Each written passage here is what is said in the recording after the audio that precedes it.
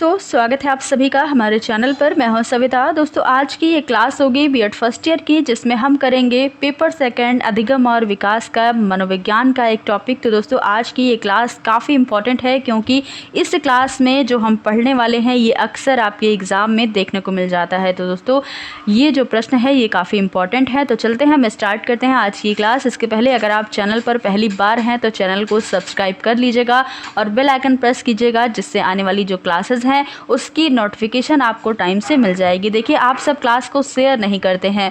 आप अगर क्लास को शेयर करते हैं तब हमारा भी मनोबल अच्छा होता है और हमें भी थोड़ी सी मोटिवेशन मिलती है, बस और कुछ नहीं। इससे क्या होता है कि हमें भी मन करता है कि आप सबके लिए अच्छे से अच्छा कंटेंट लाया जाए, अच्छी अच्छी क्लासेस प्रोवाइड की जाएँ। तो देखते हैं आज का हमारा प्रश्न क्या है। देखिएगा, मानसिक विरचनाओं के विभिन्न प्रकारों को संक्षेप में स्पष्ट कीजिए। ये हमारा प्रश्न होगा, जिसे हम मेंटल मैकेनिज्म कहते हैं। तो इसके प्रकारों के बारे में जानेंगे। देखिए मेंटल मैकेनिज्म जो है ये कई प्रकार के होते हैं। मानसिक विरचनाएं अनेक प्रकार की हो सकती हैं, परंतु अभी यह निश्चित नहीं हो पाया है कि किन्हें हम मुख्य और किन्हें गौण माने। अभी मान लीजिए कि ये डिवाइड नहीं किया जा सका है अभी तक। तो हमारा पहला प्रकार क्या है? दमन, जिसे हम रिप्रेशन कहते हैं। तो दोस्तों दमन क्या है?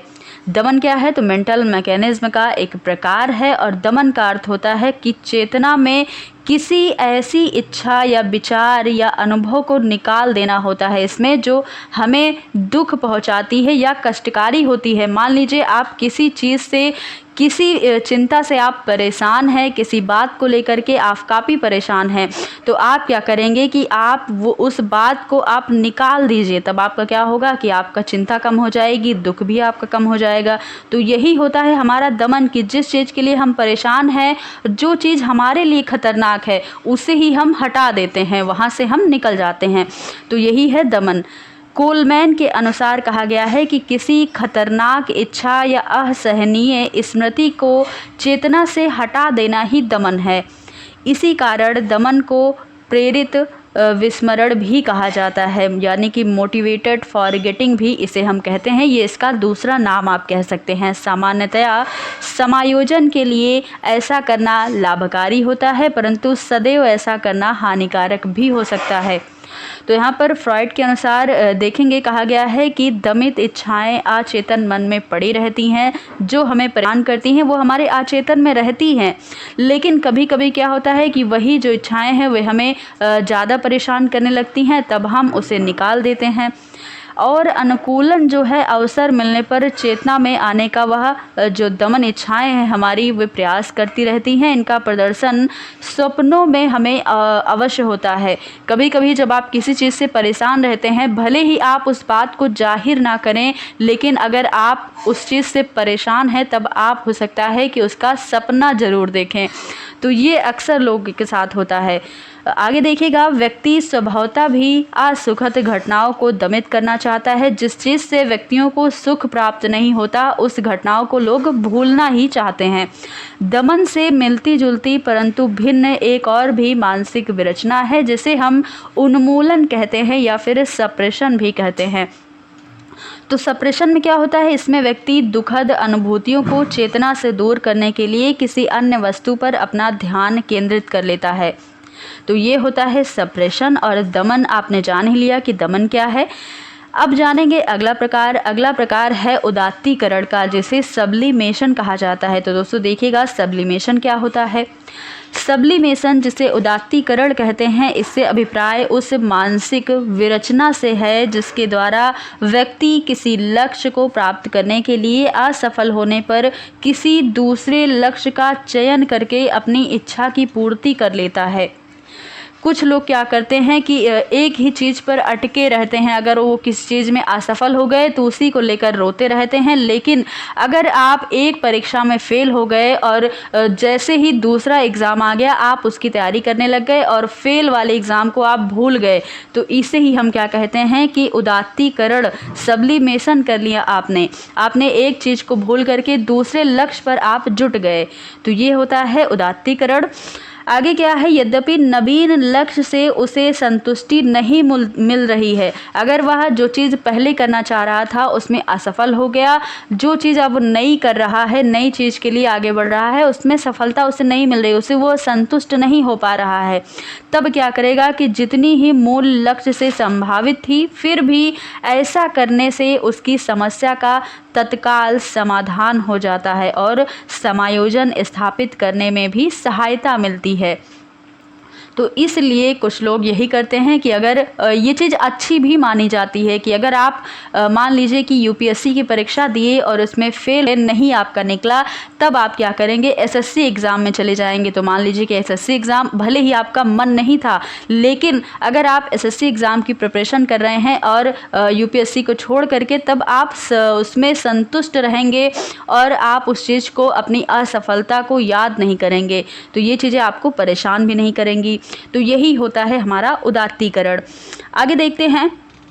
उदाहरण के लिए देख लीजिए कि आक्रामकता के स्थान पर क्रिकेट खेलना अथवा खेलकूद में भाग लेना, इससे मिलती जुलती एक और विरचना है जिसे हम सबस्टिट्यूशन कहते हैं, यानी कि प्रतिस्थापन कहते हैं। इसमें क्या होता है, तो इसमें भी व्यक्ति मूल लक्ष्य की जगह नया लक्ष्य चुनता है और अपना काम चला लेता है।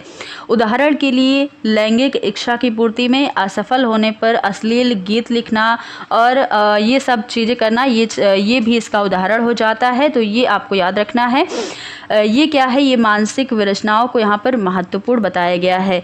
अगला हमारा क्या है, अगली मेंटल मैकेनिज्म है तो तादात्मीकरण है, जिसे आइडेंटिफिकेशन कहते हैं, जो कि फ्रॉयड ने कहा है कि समायोजन स्थापित करने में तादात्मीकरण का विशेष महत्व है और इस मानसिक विरचना के आधार पर व्यक्ति किसी अन्य व्यक्ति या आदर्श की विशेषताओं के अनुरूप अपने अंदर विशेषताएं विकसित करने का प्रयास करता है। जैसे आप कह सकते हैं कि बच्चे अपने माता पिता या अन्य सदस्यों के व्यवहारों की नकल करते हैं और उनके जैसा ही व्यवहार करने का प्रयास करते हैं।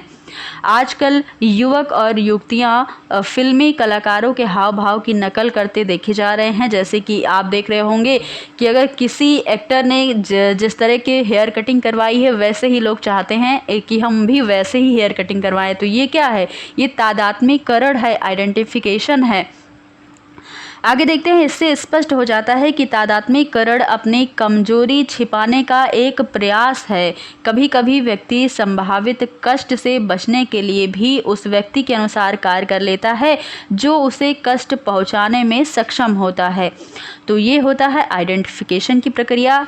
अगली रक्षात्मक युक्तियाँ क्या है, क्षतिपूर्ति है, जिसे कंपेंसेशन कहते हैं। तो ये क्या है, देखिएगा, यदि कोई व्यक्ति किसी लक्ष्य को प्राप्त करने में असफल हो जाता है तो उसमें हीन भावना विकसित हो जाती है और उसकी क्षतिपूर्ति करने के लिए किसी और लक्ष्य को प्राप्त करने में उसे संतुष्टि प्राप्त वह करना चाहता है।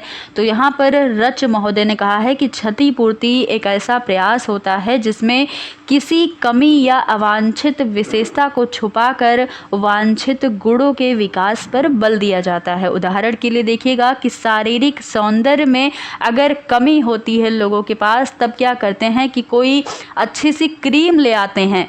तब क्या होता है, अगर वो क्रीम लगा लेते हैं तब अपनी क्षतिपूर्ति कर लेते हैं, उनका कालापन छुप जाता है। तो यही होता है क्षतिपूर्ति।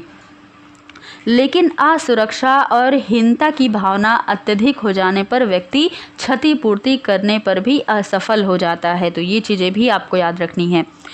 अगला क्या है, युक्तिकरण, जिसे रेशनलाइजेशन कहते हैं। तो जब व्यक्ति अपनी असफलताओं पर पर्दा डालने के प्रयास में वास्तविक कारण के स्थान पर अवास्तविक कारणों के आधार पर किसी बात का औचित्य सिद्ध करता हो, तो उसे क्या कहते हैं, युक्तिकरण कहते हैं। जब लोग बातें बनाने लग जाते हैं, अपनी असफलता पर पर्दा डालते हैं, कह लीजिए।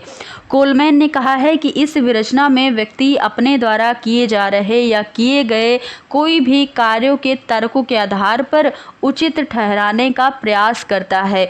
उस लोमड़ी की कहानी को याद करिए। देखिए, जो अपने अंगूर ना पाने की स्थिति में उसने क्या कहा कि अंगूर खट्टे हैं।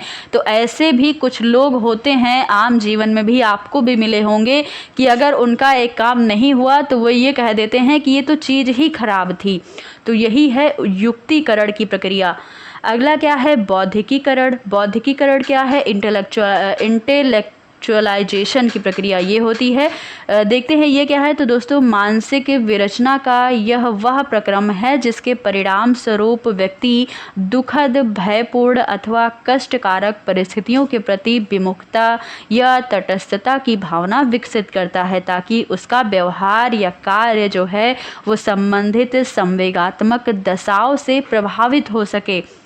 डॉक्टर्स में इसको ज़्यादा देखा जाता है कि वे चीड़ फाड़ करते समय रोगियों को कष्ट में देखकर भी चेतन का अनुभव नहीं करते हैं कि अगर वे चीड़ फाड़ कर रहे होंगे और उन्हें दर्द होने लग जाएगा देख करके, तो वो कैसे ऑपरेशन कर पाएंगे।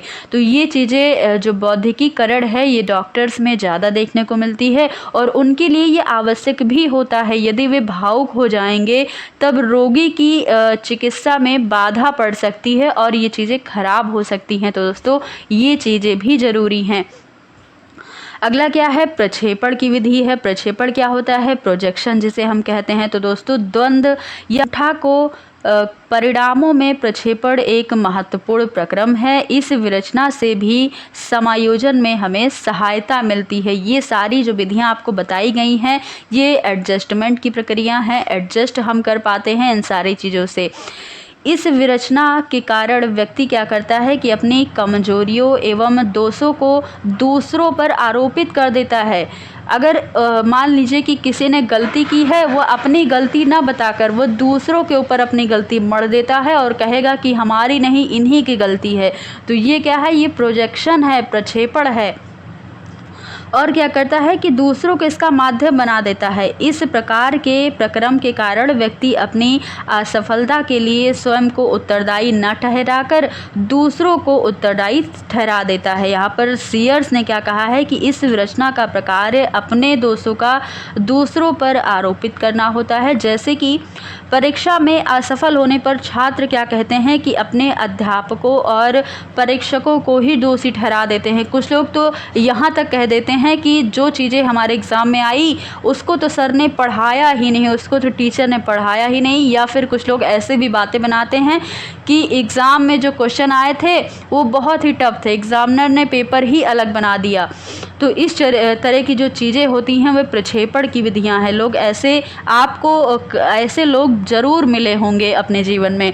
तो इन सब चीज़ों के बारे में अगर आप अपने जीवन से जोड़ करके पढ़ते हैं तब आपको और भी अच्छे से याद रहता है। तो दोस्तों, ये क्या था? प्रक्षेपण की विधि थी।